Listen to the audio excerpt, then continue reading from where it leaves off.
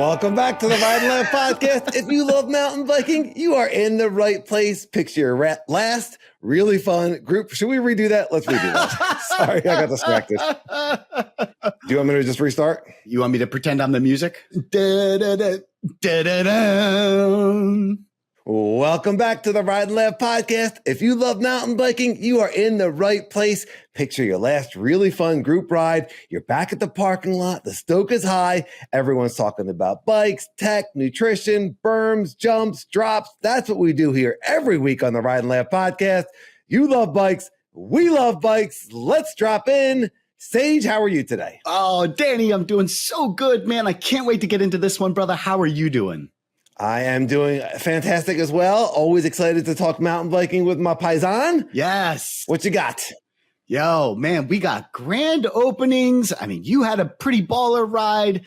I got a coaching, my first actual, I did coach with the Fire Girls, but this was a non-fire affiliated actual coaching gig, my friend. Yes. Good things are happening. We're having so much fun. Thank you, everybody, for listening and joining us for whenever you're watching this, whether it be when the pod comes out Wednesday morning or anytime. And if you're just getting into the podcast and you're catching up, we appreciate you. Mm-hmm. And we are here to progress together. We are all unlimited. We can all get as good as we want at mountain biking, and the synchronicities between mountain biking and life, the challenges that we get on the bike, the challenges that we get in life, staying present, being aggressive, going with the flow, all these things just apply. And our sport is awesome. The people in our sport are awesome. That's what we talk about here every week. Let's get into it. Yeah, love mountain biking. Yes. Hey, of course. By the way, yes. Good news. Yes. We hit 30,000 downloads, bro. 30,000 downloads. Wow. Prestige. Fantastic. Worldwide. Yes. Catalina wine mixer. Yes, I love it. He bleeped himself. That is professionalism. Yes. The levels of professionalism on this podcast just going up and up as we quote Will Ferrell movies. Absolutely. Yes. Love it. That's awesome. Thank you, everybody, for downloading, telling your friends, listening, and enjoying, commenting, and hey, if you're a listener and you haven't left a review already, please go and give us 5 stars in your podcast player. Yes. It really makes a big difference. Leave us a review on Apple. Really makes a big difference. And we'll read the reviews. Sometimes if they're fun reviews, but just saying, hey, it's a good podcast and people enjoy it. If you believe it, we're not telling you to lie. That's right. But it makes a big difference for the pod. Yeah. So we don't talk about that stuff probably as much as we should. We're probably not. Other than me aggressively handing out stickers on the trail, I don't know how much really we promote the podcast enough. I'm making it rain on the trail. Like I pull up and there's a big group of riders. Yeah, I'm just like, who wants stickers? And then one guy be like, I don't listen to podcasts. And I'm like, give it back. Give it back. These stickers don't pay for themselves. Yeah. I need a listener. If I'm handing out a sticker, I need a listener. Hey, you know where you got to put them? You got to put them in the bathroom stall. That's where people put all important information, for a good time call. Yes. For a good time, listen. Ride and Laugh podcast. Yeah. Yes. Shake weights. What other humping? Yeah. I mean, come on. It's a good time. Bathroom appropriate stuff. Yeah. Yes, absolutely. Oh, very much so. And you even blurred out the top tube in the last podcast, which how good was that? Oh my God. Hilarious. So funny. If you haven't watched it on YouTube, you have to go back and watch it. We're joking about the top tube and showing too much top tube, and Sage actually blurred it out at one point. It was so funny. It was really very subtle, but it was very, very funny. Yes. Good job by you. Thank you. All right. Well, I have a follow-up comment, but first I'm going to get into our podcast, the reviews on our last podcast, which was episode 15, Big Jumps and Angry Taints, Mountain Bike Mind Games Every Rider Struggles With. Yes. Hard to read that without smiling and laughing. Sage and I really debated, this was an actual debate, Big Jumps and Angry Taints or Big Jumps and Iron Taints? What's more appealing to people, and Angry won out. Yes. The great Iron Taint debate of 2025. Yes. Uh-huh. So the chamois cream, which started as just kind of an off the cuff subject, really had legs of its own and got a lot of hate. The chamois cream got a lot of hate. The chamois itself, we had people not even knowing what a chamois is. I mean, it blew my mind. Yeah. But we were talking about that everyone is not wearing the cream. Right. And apparently we must just have very fragile taints. And we said they were taints of glass. I do. Yes. And listener Rob at the Suburban wrote in lyrics for the Blondie song, if you've ever heard it, called Heart of Glass. Oh. But instead, once I got my bike, it was a gas. Sue turned out I had a taint of glass instead of a heart of glass. There's more lyrics in there. You got to read them on the comments. Clever. Section, but I was singing it as I was reading it. Once I got my bike, it was a gas. Sue turned out I had a taint of glass. I mean, it's funny. It's hilarious. Yes, that was good. Thank you, Rob. That was clever. So I really do want to move on from the cream conversation. That's embarrassing. Yes. I mean, it doesn't get less disgusting. Most of the comments are like, I don't want to slather that stuff all over my body and then slide all over the saddle. And I'm like, I think there's a little bit of a misconception on what this stuff is like and how much we're putting on. Yeah, I would agree. But I'm wondering what else you and I do every ride that has been phased out that no one else does. And if you have something that comes to mind, I'd love to hear it. But something that I thought about is you and I wear a heart rate monitor and you and I always use a bike computer. Yes. And I'm noticing more and more, I think because watch technology has gotten so much better, but I don't see that. I feel like I don't see that many people with the bike computer on the front of the bike anymore. Have you noticed? Oh, I thought you were going to go monitor. Yeah, that's where I thought you were going to go. I thought you were going to go heart rate monitor. Yeah. It's 2 points. I guess it's really 2 points, isn't it? Yeah. Because the watch is its own heart rate monitor. Oh, that's true too. Yeah. I mean, gosh, you're right. I haven't seen too many bike computers mounted on bikes. I do from time to time see the phone mounted on the handlebar, oh yeah. Have you seen that? That makes me so nervous. No. Yeah. I mean, look, we're the type of riders who don't crash, but it's one thing to like scrape up a knee. It's another thing to break your freaking $1,200 iPhone. Yeah. I'm not. I know. The screen's nice. The screen's great and it has everything you could possibly need, I'm sure. And you could hook up a $20 heart rate monitor to it and have the entire bike computer. Yeah. It's not the right size and it's just way too expensive. Yeah. I don't like to rely on that. I like to have a dedicated machine. And I also think that the bike computer is a little bit more reliable and a little bit more, it's the right tool for the right job. Like it's made to do that. So I don't know. I could be way off here. The heart rate monitor, like, I don't know anybody that's wearing that, bro. Seriously, I've never seen anybody else with a heart rate monitor. What are we doing? It's, as I'm like asking these questions, I just realized that like so much of my belief system is based on like really older thoughts. Oh, well, so like you talk about the bike computer, and I remember there was a time when I didn't want to use my phone. I didn't want to rely on my phone as the bike computer because the phone's battery was just not guaranteed and coverage was not guaranteed. Yes. So the battery wasn't guaranteed and coverage wasn't guaranteed. And it was like, if I get in trouble, I definitely want my phone to have full power. Right. I don't want to be in a situation where I need the phone and I can't use it. So, I mean, we're just going back to like really before phones, we started using the bike computer. Yeah, I agree. And also the phone doesn't show, and maybe I'm wrong here, but the phone doesn't show elevation, which I also look at. So I look at heart rate, I look at elevation. When I'm on the road bike, I look at cadence. It's hard to get certain things to display on the iPhone. And again, maybe I just haven't explored it well enough, but the bike computer, I can actually tell it what screens to show. Well, and also when you go someplace new and you put a route in, having the bike computer with the route is fantastic. Yeah. I don't want to have a chance of breaking my phone out in the middle of nowhere. And I got it in my pocket. We used to keep them in our packs where they would be much more safe.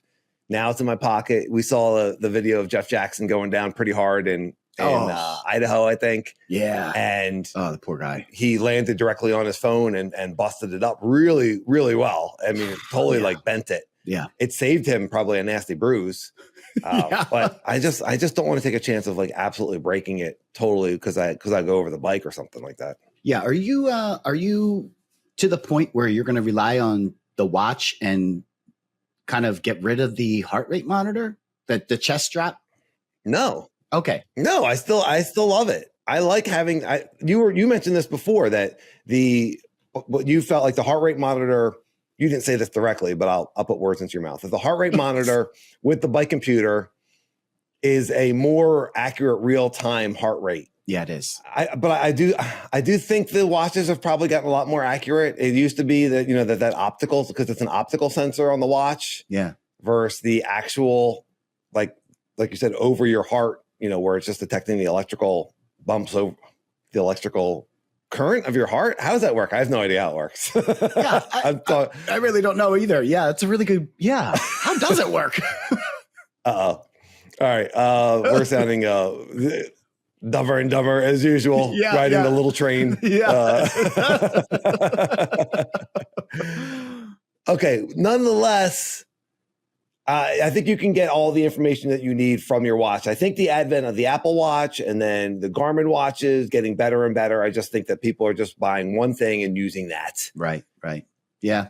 I'd probably agree. Yeah, listeners, let us know. Or what are you using? Are you using an Apple Watch? Are you using a sports watch like a Garmin sort of thing? Or are you using does anyone still use the head unit? Is that more of a roadie thing? I mean, everyone had them. At one point, everyone had them. Yeah. And now I just realized, like, I'm like the only one. I think I'm the only one in the group that uses one. Unless no one uses it unless it's a ride where you need it. Like if you're going someplace new or something like that. But yeah. I don't know, bro. I definitely don't like change. Like I definitely like the setup that I have, and I don't like to change that too much, which is another reason why I refuse to non-cream. Like I don't want to change. I'm a dinosaur. So have you tried a ride without cream? Because everyone in the comments was telling us that we shouldn't be creaming and don't cream. And Bill, you and I got on here last week and we were like, I haven't done it yet. Not gonna happen. But I'm thinking about it. Yeah. Yeah. Maybe the winter. Maybe in the winter when I don't get so sweaty, I'll try it one ride. That's it. I mean, you're a guy who not only rides with cream every ride. You were so nervous about not having the cream on that you were pre-creaming. Yeah. And you were saying this so to go from not cream to not creaming at all. I mean, you were saying this like people could relate. Like you were going to get a lot of support. People being like, yeah, Sage, I know. I pre-cream too. I know. Nothing. Crickets. Crickets. I think that's why we need to move on from the cream talk because there's no way. It always sounds gross. Yeah. It's terrible. It is gross. I guess it is gross. It's gross. Yes. Yeah. Yes. You're putting cream on your taint. Yeah. It's kind of gross. Okay. Yeah. All right. Smell my finger. All right. So on that episode, we also talked about casing versus overshooting. Yeah. And Steve at Ben Spokes, really awesome jumper, local jumper in Pennsylvania, and fun YouTube channel, Instagram, if you don't follow him. But Steve said that he would rather case when he overshoots. There's more of a chance that he's going to lose control. And I realize that you and I just really haven't done the overshoot too much. You did the overshoot at Blue Mountain, and by accident. What happened? Right, you landed the flat, and your brakes somehow broke. Yeah. I had a pretty bad two different pretty bad overshoots when I at the grand opening of the local. They had this booter that sends you into the valley, and then there's a table at the very end, and I overshot both of them. Never lost control, but I started thinking about it, and I might actually prefer the case of learning a jump. For drops, which I know that wasn't part of the equation, but for drops, I like to do an overshoot because I definitely don't want to come up short. Coming up short on a drop is pretty bad, don't you think? Yes, I agree. Yes, I do agree. And on a drop, a lot of times you can see the landing as you're going off of the drop. Yeah. I think with the jump, we don't want to be in the air longer. We don't want to send it bigger. Like if we're nervous that we don't know what we're doing, to the point where we're deciding, do I want to case or overshoot? Like, which is better? Yeah. If you think you might case, I think you're in the mindset that I don't want to be in the air longer. I don't want to send this bigger. You know, that seems scarier. So casing seems somehow more comforting. What about, and this happened to us at Desert Trails, when there's a gap, you know, and suddenly like the case option, you know, it's like, it's a little bit harder to be like, well, maybe I'll case a little bit because, you know, I'd still case that jump at Desert Trails when we first did it. But I definitely was in my head was thinking, well, you better overcook it than lean more toward overcooking it than undercooking it. So, you know, the type of jump also makes a huge difference too. So much is just experience and being able to know the speed and look at the jump and, you know, just practicing. Josh at Slant the Ground talks about this all the time. Just find a jump that you're comfortable on and just practice it over and over. Yeah. You know, and start putting in more input. That's what you're doing at Phoenixville Bike Park. Yeah. Right. Is there a trick aside the measuring the jump? You know, it's unbelievable how some people can just have a gauge. Yeah. Yeah. You know, like, what is that? What is that? I don't have that gauge. No, my gauge is in development. It's still being manufactured. We're 49 years in and they're still working on this thing. Can I get an ETA on the gauge, please? The jumping gauge? Let's put it on the bike computer.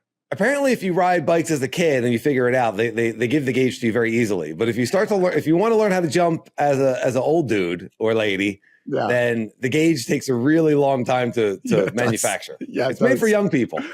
I know. You know, now I think about it though, Danny, when we did the NRA pit jumps, we had nothing to gauge the speed on that first gap. And I don't know, I just kind of went for it and it kind of worked out. You did. Yeah. I was shocked. You had been jumping and feeling much more confident when you came out here to visit. I had ridden by these things, a dozen times and not even given it a second thought. Just like, well, nope. And then you immediately saw it and we're like, yeah, we can do this. You did a couple run-ups and felt good and sent it. Into a cactus. You know, when you're talking about riding blind, once you told me, what was that comment? I missed it. I said right into a cactus. Did you crash? I mean, I hit the brakes, but I definitely was heading toward a cactus on the first go. You remember that? Yeah. And I was like, oh, it's all good. Second run. Yeah. I wasn't even like focused on aiming or anything. I just was like, all the focus was just like, have the speed, have the control to hit this gap. And I ended up going left into a cactus. I broke in time, but yeah, I was just so hyped up to just do this thing. Yeah. That moment of overshooting when you start to feel the bike buck, what can you do to save it there? Is there anything you can do?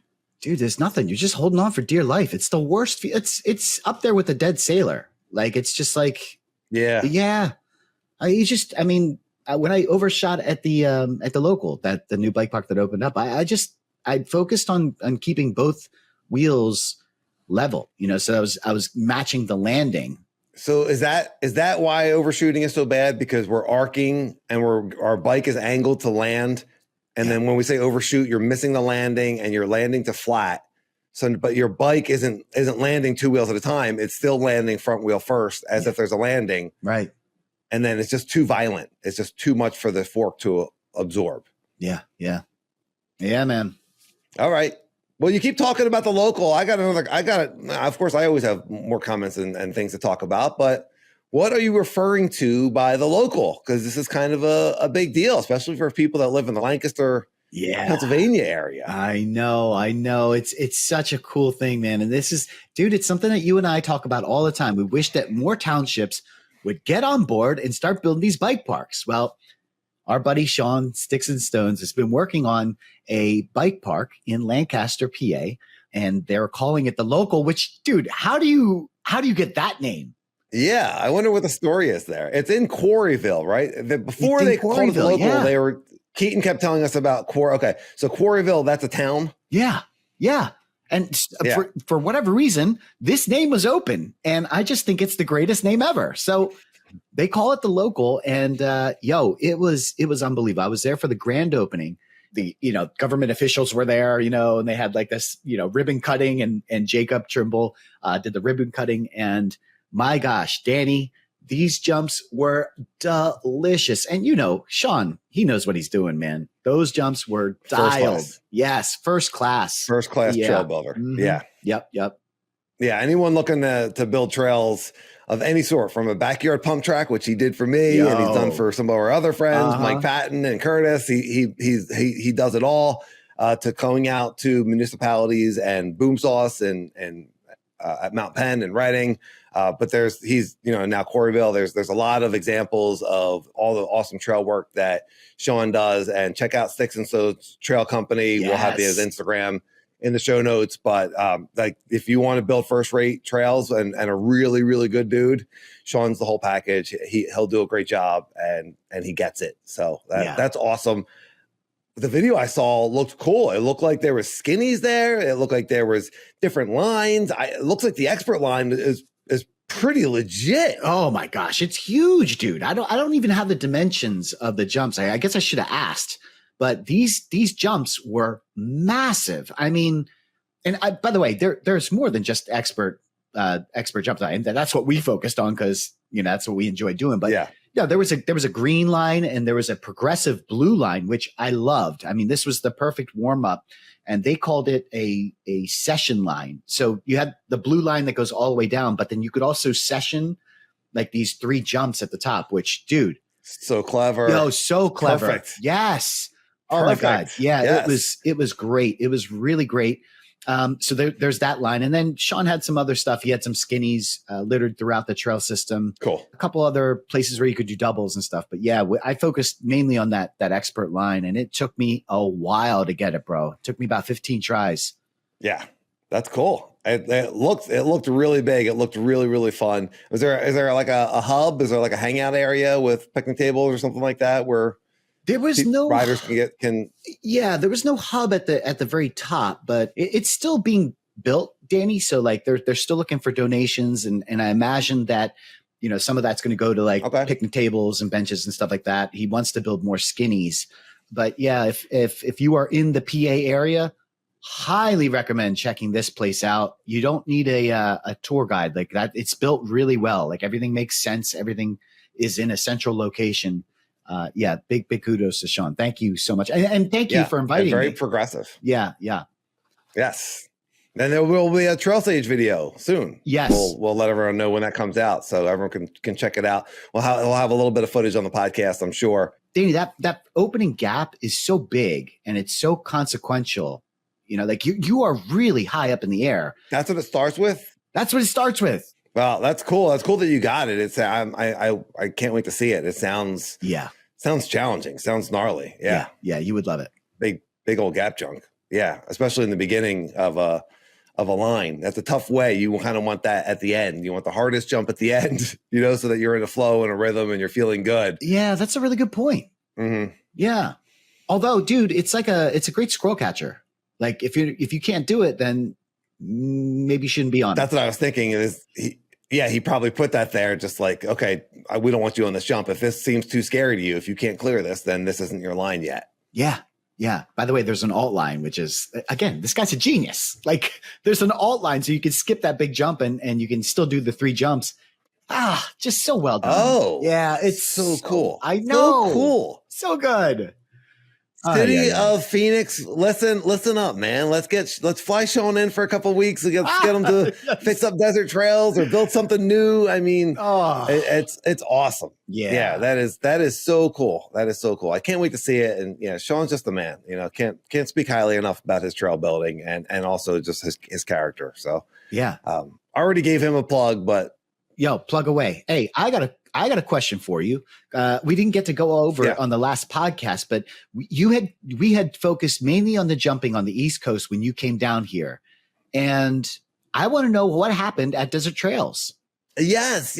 I'm glad you brought that up because last week's riding was so epic with Flagstaff, and it was it got kind of washed away. Yeah. Because there was so much other good riding, but there was definitely, it's something that we've talked about. There was definitely that bike park bump in confidence. Yeah. And I felt that on the tech trails. I felt that because that's primarily what I ride here. You know, when I went to Flagstaff and then I went to Halls and, you know, getting more aggressive and being more forward and being more comfortable at speed. Those are all things that you do on jumping and tech trails. It's pretty cool. Yeah. But I went to desert trails, and anyone that's been listening knows I've been working on that intermediate line. At the bottom of the intermediate line, there's 2 gap jumps. I've been fairly comfortable in the first one. The second jump is bigger. Yeah. It's a little bit hipped, and they're both sendy and they're both steep. And I would go and maybe hit the first one. If I did 12 runs, I would hit the first one 9, 10 times, and I would hit the second one 2 or 3 times. Yeah. And after doing the bike park in Pennsylvania, just two days, right? We went Friday and Saturday at the bike park. Sunday went to Phoenixville. That's right. Yep. So 3 days of jumping. Yeah. Came back, and I really wanted to get to desert trails. I really wanted to see how is this going to translate. And sure enough, by the time I was done, I had been hitting jump 1 and 2 pretty routinely. I mean, just feeling so much more confident in it. Just like, okay, I got this. I know how to do this. I got this. I got this. I got this. And not every jump was perfect, but getting just getting that bump, just getting that confidence, not squeezing the brake, not having it. It doesn't have to be perfect. Right. See, before I wouldn't go on jump 2 unless jump 1 went perfect. Right. Now I'm like, okay, I cased, I can give a little pedal, you know, or it's a little bit windy. I can give 2 pedals, you know, like I'm starting to get a little bit more comfortable. Maybe that's dialing in the speed, right? But that's for that specific jump. And so how much jumping do you need to do before you're able to like say, this is just like this, and this is like this, and this is like this jump I did? You know, there's just needs to be such a jump database in our heads of comfort. Yeah. But yeah, it's, I was going to say, I don't know. It has to do with speed. I think it's just a question of your comfort level with knowing that you're going to be okay. You know, like, okay, yeah. Even if I don't have the speed, I'm not going to die. Yeah. You know, and that's the thing with that number 2, because it's on a hip and because it's larger and because it's steeper, it's really uncomfortable. Like I can't explain it. If you haven't been there, it's really hard to explain to somebody how awkward this thing looks. And yeah, I don't know. I don't know if it's a speed thing. I really just think you got comfortable with the fact that, hey, I'm not going to fall into this gap. And so if I don't land 1 perfectly, I'm still okay to hit 2 and I'll be okay. But your video, you were more than okay. You were clearing this thing. And if I wasn't mistaken, I think I saw a little bit of a bar turn in there too. So you must be feeling good. It happens. Yeah, it happens a little bit. I really would love to have more of a move in the air. But it's just kind of getting there. It's just kind of getting that comfort level. I'm still nervous on every time I send that jump. I'm still nervous. But like I had my DJ, I had my action camera mounted to my chest. And after the first time I went, I came back and I'm reviewing it all. And I just like clear 1, 2, clear 1, 2, clear 1, 2, clear 1, 2. Yeah. And then like at one point I'm like, what's happening? Like I didn't even realize I cleared it that much. Yes. You know, I didn't even know that I was doing that well. Yep. And I went back the following week. I would love to be able to go weekly. It's hot. The sun's out. I don't care. I'm going to get out there for an hour if I can. Yeah. And it just so happened I met Warren, who's a firefighter. So he had the day off. He lives in riding distance. So he rides his bike to desert trails. Yes. And yeah, he was hanging out. He was really good on the intermediate line. So I got to follow him. I think he was on a 27.5 full suspension. Maybe it was a mullet. But he was sending it, and he really wants to start breaking down line number 3. So we've been talking about like looking at the expert line. I mean, it is so crazy. Yeah. But it's the first time like I started walking it because he wanted to look at it with me, or he was looking at it and I went over to see what he was looking at. Yeah. And we decided that he wasn't going to send anything that day because he wasn't wearing any pads and he just had his half shell on. And I was like, dude, I think if we're going to do this, like get your full face, get all your pads. He's got a downhill bike also. Like, I don't know which bike he wants to use, but get all the pads, get the full face, come out and feel comfortable, feel confident, you know, because these are really, really big gaps. These are really consequential. Everything happens so fast there. That track runs so quick. I know. But unlimited progression, man. It's there. It's really cool. Yeah. Dude, if you start doing that expert line, I'm going to be thoroughly jealous. That thing it's very BMXy. The whole park is very BMXy. Yeah, I have no desire to do it right now. Like I've been saying for a long time, I want to get comfortable doing both jumps on my aggressive hardtail on the intermediate line, which I never really saw coming. Right. And you came out to visit and you were like, we got these jumps. And ever since then, I've gone back. I've had my mental hurdles with that place. I think we even did half of a podcast on you saying like, why are you scared? Yeah. I had like kind of talked myself out of it because I had left after having a bad impression. And so going back and just taking what's there and feeling better. I did the beginner line, which we've always struggled with. And I was warming up on the beginner line last week, and I was just clearing everything. I was doing the late J-hop. I had a move going. If I sent it to flat, it was no big deal. I was ready. Like I was just doing awesome. I did 2 warm-up runs. I was like, I'm going to go do a third one. I'm like jumping from one side of the track to the other side. I got way overconfident, over my skis, as they would say in downhill skiing. And sure enough, oversent and lost control. Almost was able to save it. You know, anyone that's ever overshot a jump and then the bike starts to get squirrely. Yeah. And it's just like, I was like, no, I can ride this out. Please just give me another pedal stroke, you know? But the universe is like, no, dude, you're going down. You got way overconfident. Trust me, this is going to work out for you down the road. Yeah. You're going down. Yep. And so it was like, it wasn't like a real hard fall. But that macadam, that pavement, whatever the heck they made that out of, it's great. It's consistent. It's fast, but it's basically sandpaper for skin. So ripped open my elbow. There it is. Ooh. That was last Friday. I was not wearing elbow pads because it's so stinking hot, and I'm the kind of rider that doesn't crash. So I crashed on the beginner line. That was the warm up, and then I met Warren. I rode the intermediate line, rode great the rest of the day, no problem. Same thing happened at Phoenixville Bike Park. When I was in Pennsylvania, we did Mountain Creek, Expert Line Bike Park, Blue Mountain. What am I trying to say? Expert Jump Line. Yes. Can you speak for me? I'm gonna stop talking. You tell everyone what I'm trying to say. Jumping expert line jump. Yeah, I know what you mean. I need to tap out. It's like wrestling. I'm going to tap out and let you jump in and take over this segment. We went to Bike Park, no crash. We went to Bike Park, no crash. High level jumps. We go to Phoenixville Bike Park. Like I could do those jumps in my sleep. Yeah. And like in the turn, I just like went too far inside in the turn and ended up in those rocks and I fell down. Yeah. So it's just like, you know, mountain biking, man, like be present, stay on your bike in the moment, perfectly centered. Oh, I came up with a new term that I really liked when I was jumping at desert trails. I always talk about being centered, and we've been talking about being aggressive. And my new term that I started saying to myself was aggressively centered. I want to ride aggressively centered. It's long.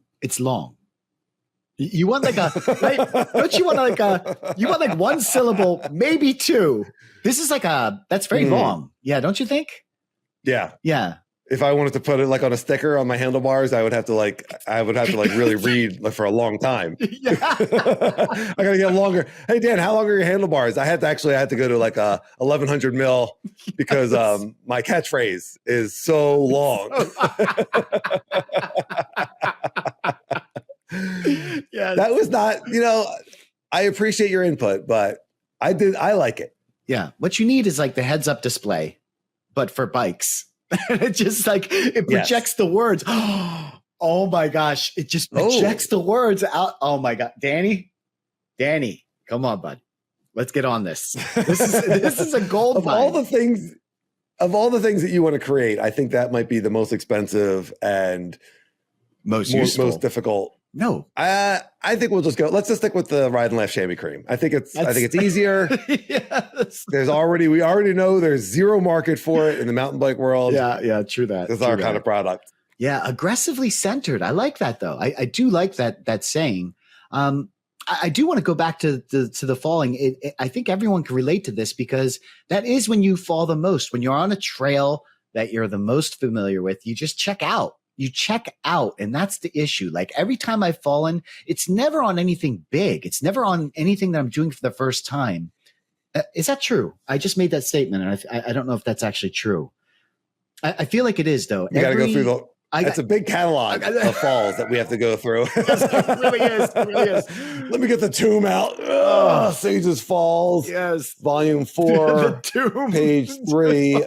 Refer to the index of, But like, if you think about it, like when you're, I don't think you could say anything broad like that, but generally speaking, I agree. I've certainly fallen on high level new stuff, but to the point about bike park, fell at the Phoenixville, and then, blue, double black, and then fall at the beginner line. It's and I feel that I feel that on flow trails. Like we've been riding Red Mountain Rush a couple times lately, and I get bored halfway down, and that's dangerous.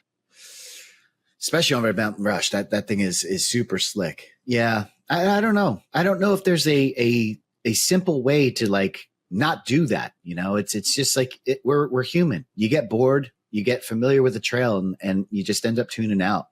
I don't know that any amount of catchphrase is gonna help you for that. Are you done with flat pedals? No, I actually would love to get back onto the flat pedals. I really do. I'm waiting currently to have my DJ back. I bent the crank arms, so I have to get new crank arms. But I want to put flat pedals back on the full suspension, and I want to put them obviously on the DJ.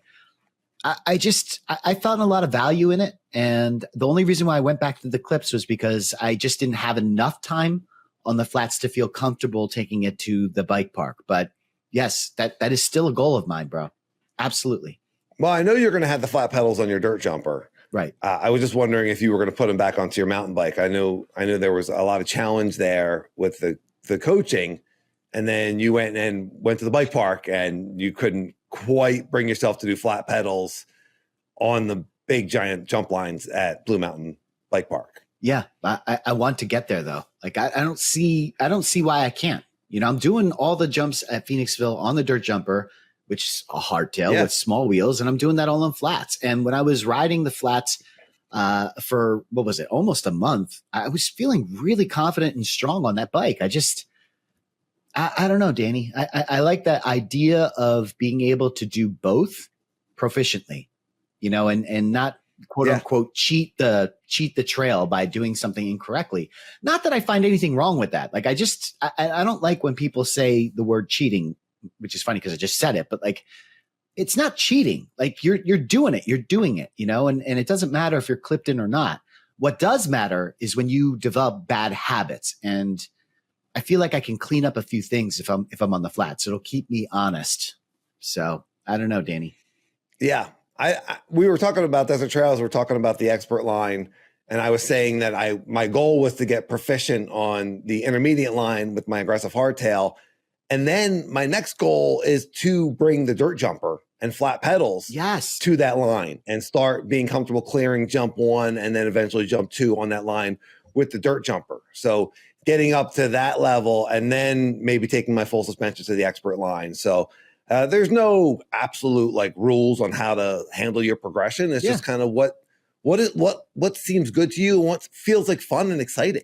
Yeah. When AJ and I were talking about taking the hardtails on Boulder Dash, like there was an excitement about that. Yeah. Oh, that's going to be gnarly. Let's see how that feels like. But what we really were certain we could do it. We felt really good about it. We were nervous about parts, but we knew we could do it. Yeah. And I think that's where a lot of the magic of progression happens. But there has to be that excitement in there also. Yeah. Yeah. I mean, talk about flats. I mean, AJ doing that ride, that Boulder Dash ride on flats is just that stuck with me. Like we left that conversation, that pod, and that stuck with me. It's just like, okay, if he's riding that stuff on a hardtail, no less, not a full suspension. On a hardtail. Yeah.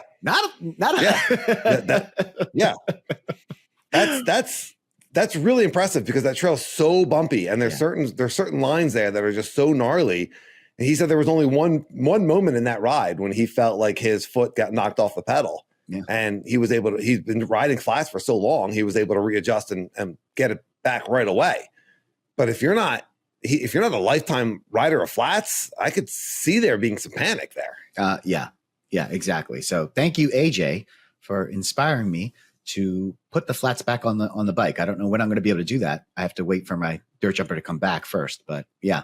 Well, going into our mountain bike gratitudes of the week. Yes. I had the absolute pleasure of riding with an all-time rider out here in Phoenix, whose name is Rob Drew. Rob Drew is just like a legend in the Phoenix area. He lives on South Mountain. He was riding there all the time. If you ride South Mountain, you're going to meet him, or you're at least going to see him.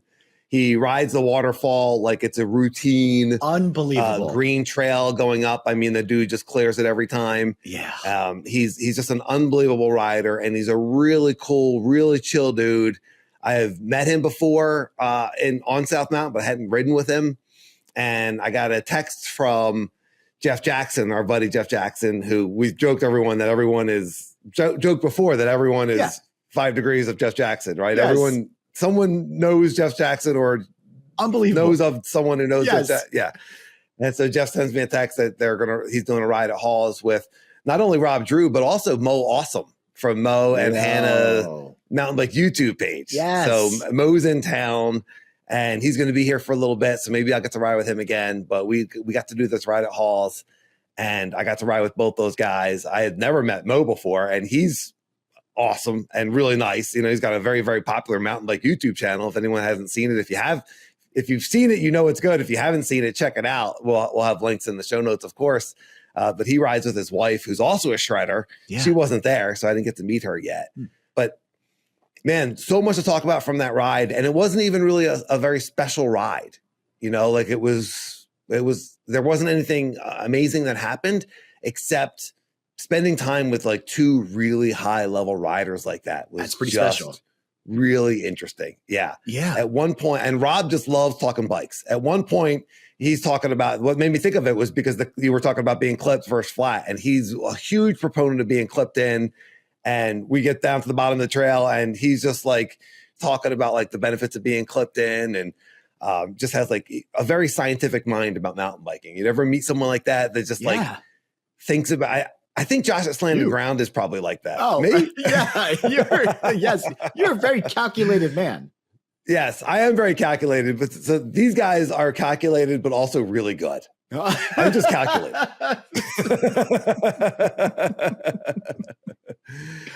I got to say, the main thing I took away from that day, besides how cool Rob and Mo were, was fitness. I consider myself a really fit person. I pride myself on all the trainer rides I do, and climbing National Trail at South Mountain. And Jeff Windsor and I, we're going up the down trails at Flag, and people are like, "Oh, you guys are climbing this." And you and I think when we ride with other people that like to ride stuff that we ride, like we can keep up, or we're pacing people. Yeah. First of all, Mo blew everyone out of the water. There's a climb here to get to the top of Halls called Alp du. I'm going to butcher more. I don't know what language this is. It might be French. You know what? It might be French. Yes. Alpe d'Huez. It is French. Yeah. My nemesis. Yes. Well, I'm just going to call it Alp, but I was riding behind Rob, and I could barely keep up, and he was casually talking, like clearly, fitness is just out the wazoo. And he was talking about how fit Mo was, and Mo just took off. I mean, he just, and I don't think he was pushing. Yeah. I don't think he was even pushing, dude. Like we were like, dude, did you have your Strava on? Because like you might have top 10 that thing. And he was like, oh, really? And I looked at their channel. He and Hannah just did like a 7-day stage race in British Columbia. And if you watch the races, he's picking dudes off left and right. And he's talking through the whole video. And it's like 4,000 feet of climbing in British Columbia for 7 days in a row, ride after ride after ride. And this guy is just like hammering through it. And Hannah too. I mean, just like really, really, I was humbled and inspired and motivated at the same time. Yeah. Yeah. That's, I mean, I don't know many people that can outfitness you, outwork you. And yes, for you to say that, that says a lot. I mean, I kind of figured that Rob Drew was super fit. I mean, just by watching his videos, but yeah, I would have never known that Mo and Hannah were fit like that. That's awesome, man. And that is kind of inspiring stuff. I told you when I was at Trexler, And that lady, Michaela, I thought I was going at a pretty good clip up this climb, and she just dusted me. And that inspired me to start doing some more hit rides. So yeah, I totally get that feeling, man. Absolutely. Yeah. So I'm riding the indoor trainer. It's pretty hot here, and I've been busy with my other job.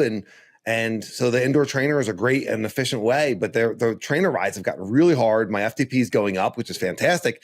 The trainer rides have gotten really hard, and I'm just like, yeah, I want to get stronger. I just want to be able to, you want to be able to keep doing that. And Rob's older than us, and he's out, he's riding 5 days a week.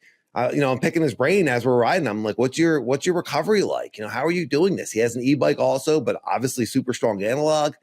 And so they had ridden the day before at South Mountain. Then they did the same ride that totally smoked me. Like I was trying to keep up with both of them. I got totally smoked. My legs were done. Yeah. And they finished the ride, and Mo just like casually says to Rob, "Do you want an e-bike later?"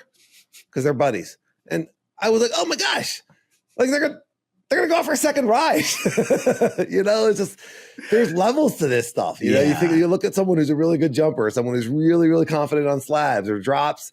And the same thing with fitness. We talked about what you and I love to do is a lot of the double black tech stuff, and we're getting into jumps. But we've always said, if your thing is XC, if your thing is getting up the hills the fastest, right, or the strongest, or whatever it is, or just pushing yourself, that's a huge part of mountain biking, and it's awesome. Our sport is just awesome. Yeah, it's so good for you too. Yeah, I mean, I don't know Mo that well, and I only know Rob through you, but that dude's not just fitness. That dude's he can back up the skills with the tech and the jumping too. So I mean, that is a pretty awesome, well-rounded rider, and kudos to all those guys.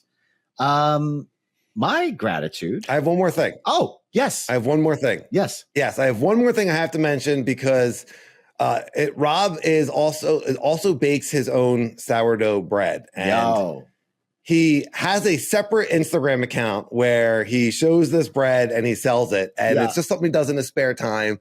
I love sourdough.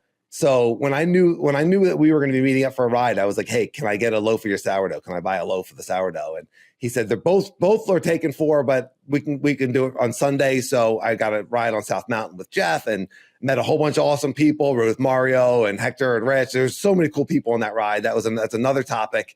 But afterwards, Rob's right near South Mountain. My loaf was ready, so I go to his house and I get this jalapeno cheddar sourdough loaf. Yeah. It's humongous. And it is so good. I don't know if he can scale this thing or, he's just doing it for friends and family, but the bread is so freaking good. Like I can't wait to get up in the morning and heat this thing up and get some butter on it. And it's so good. So Rob Sourdough, if you're in the Phoenix area, check out his Instagram, but it is so good. He's really good at everything he does, apparently. So how did you ride after eating the sourdough? Is there a connection?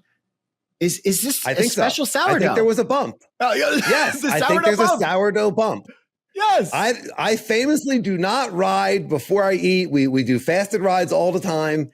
And yesterday I rode my trainer. I had a brutal ride coming up. It was getting really late in the day. I didn't really think it was a good idea for me to do this ride on a 22, 23 hour fast.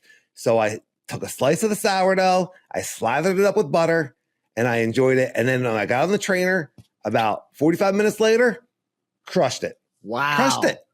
Wow. It might be his secret. Maybe I should bring it right before the waterfall and see what happens. Yo, this could be a whole new category in sports nutrition. Power sour. Yeah. Oh, power sour. Did I just come up with that? Yo, stop it. Rob, I trademarked that. The power sour. You're welcome, Rob. You're welcome. Did you say power of sour? My headphones are going in and out again. Did you say power of sour? I think I said power sour, but I like what you just said. Power of sour. That's like a tagline. Yes, the power of the sour. SourDrew is what he calls it. His name's Rob Drew. SourDrew is what he calls it. Yes. But yeah, I could not skip how delicious this bread is because it's really something. You're like you think it's just like a novelty thing, but it's not. Yeah. It's like if you like sourdough bread, and he makes all different flavors: jalapeno cheddar, blueberry. I mean, I'm talking too much about the bread, but I've been enjoying it every day since I bought it. It's so good. Well, it's the secret weapon. My mountain bike gratitude goes out to Enrique, Javier, and Mario. And these three guys reached out to me. Actually, Enrique reached out to me to get some coaching. And oh man, it was so great, dude. I took him out to, just like Fire, I took him out to Boom Sauce, and I got to tell you, the progression was through the roof. These guys started out clearing nothing on Boom Sauce, and we ended the day clearing everything. And they were just an absolute pleasure to work with. I have so much gratitude.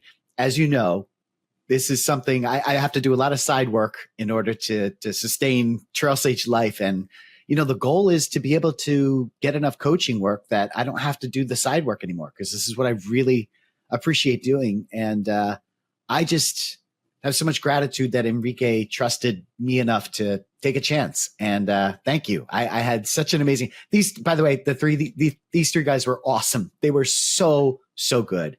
Well, they're mountain bikers. Of course, they were awesome. Yeah.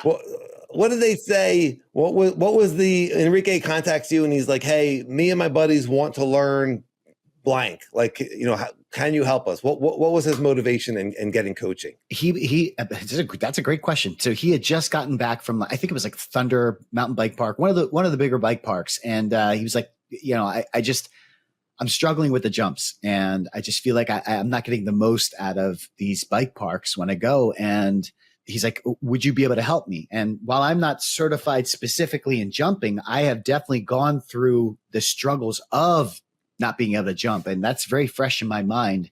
And I was like, absolutely. So we went to Boom Sauce, and we just took that whole trail apart.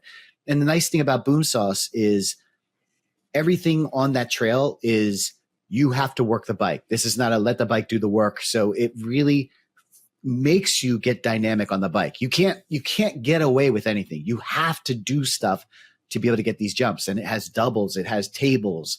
It has consecutive doubles, one after another. It has a big gap jump. Like it's just such a great trail.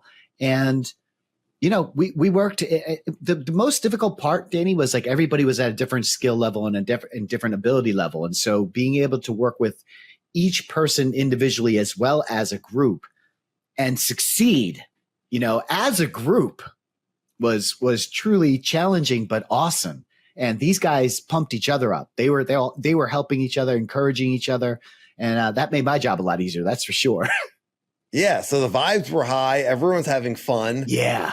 I would say, like, while you may not have the certificate that says jumping coach, you've been coaching jumping at Phoenixville Bike Park for the last 2 summers. You've been helping so many riders and especially kids. Like, I've seen you every time you're there. People just gravitate to you. You love helping people. You know the technique. You've had your own jump journey, and you've got the mindset dialed in. Anyone listening to this podcast knows you've got the mindset dialed in. So anyone that's interested in learning any skills in the Pennsylvania area, Trail Sage is your guy.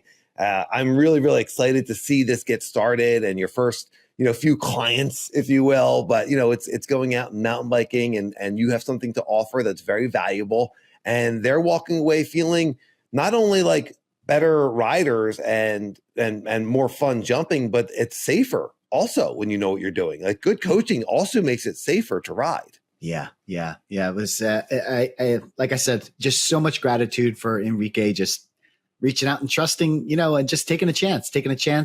And I appreciate that. So thank you very much, Enrique, Mario, and Javier. Yes. Awesome. You guys will go down in the annals of Ride and Laugh and Trail Sage history as some of the first customers of many. Yes. And frankly, I don't know what you guys paid, but you got a huge discount because, you know, Sage a big deal. You know, what are we thinking? Like $1,000 an hour? I mean, you know, celebrity coach.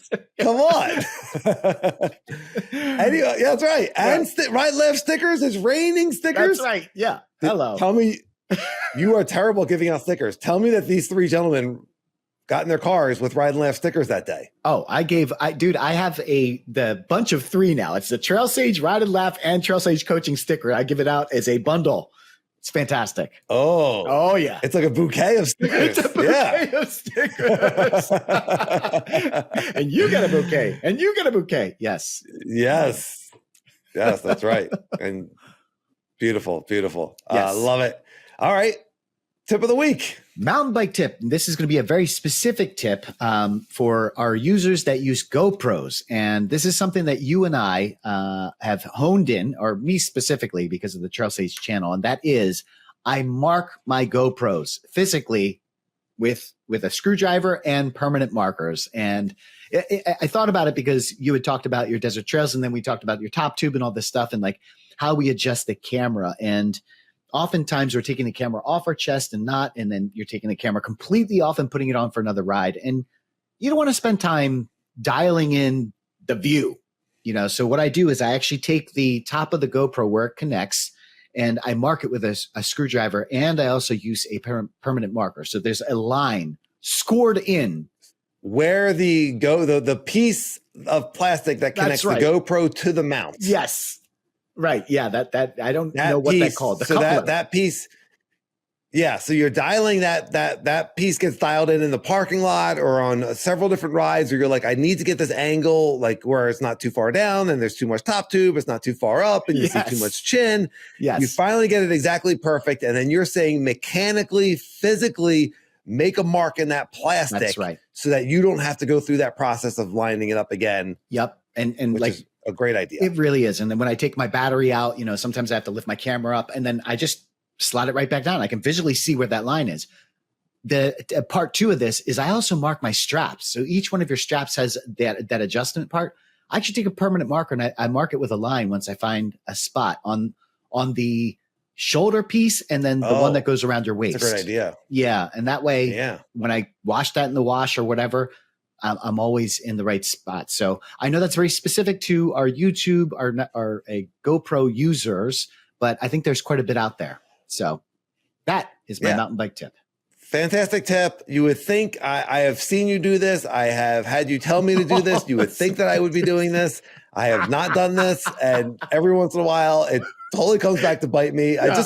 I'm just so lazy about it. I'm like, no, I got the angle. Like it'll never move. Yeah, it'll be fine. It's only one, and then you crash and you hit.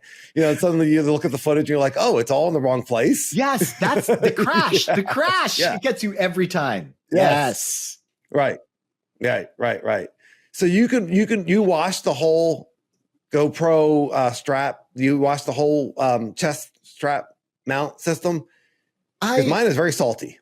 Yes. Now that I'm saying it out loud, no, I don't think I've ever washed it, but I have noticed that the straps get looser over time, So I'm glad that, it definitely gets worn in. Yeah. Yeah. So I'm glad I have those marks and I pull them tight every so often. But yeah, you're right. I guess I don't ever wash it. Actually, now that we are talking about it, do you wash your heart rate strap? Because that's pretty salty too. You're supposed to hand wash those once in a while. I never do that. If it stops working, I do. But I would imagine the GoPro, the action camera mount you would also hand wash because there's a lot of plastic on there. Yeah, that's a good point. We got some stinky straps, bro. That's what I gotta say. Yeah. What about this? How often are you emptying your hydration pack or your hip pack, like riders in general? Yeah. I mean, but Sage, like how often do you empty your hydration pack and wash it? Dude, I wash that at least twice a year. You do? I do. I empty it completely out and I wash it. You don't wash your hydration pack? No, of course I do. That's gross. Wow. I mean, listen, guilty no, I don't on the wash other it. stuff. No, I don't wash it. I don't wash it at all.